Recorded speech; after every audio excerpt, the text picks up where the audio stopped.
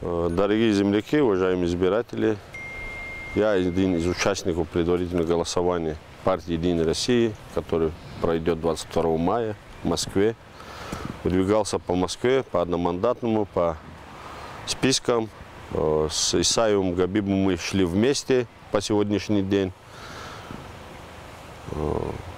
помогая друг другу. И на сегодняшний день я принял решение, что Исаев Габибуллах более подготовлен, работая адвокатом, будет иметь больше возможностей поддерживать и нас, и земляков, и всех своих избирателей.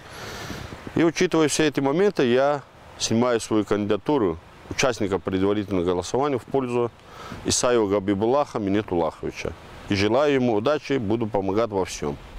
Все приходите 22 мая на участки избирательные свои, голосуйте за Исаева Габибуллаха. Уважаемые москвичи, приближается день, когда все мы возьмем в руки свои московские паспорта, чтобы выбрать в кандидаты своего человека, того, кто будет говорить за нас, спорить за дело и держать ответ за наши права. Такой человек есть. Исаев Габибуллах, тот самый.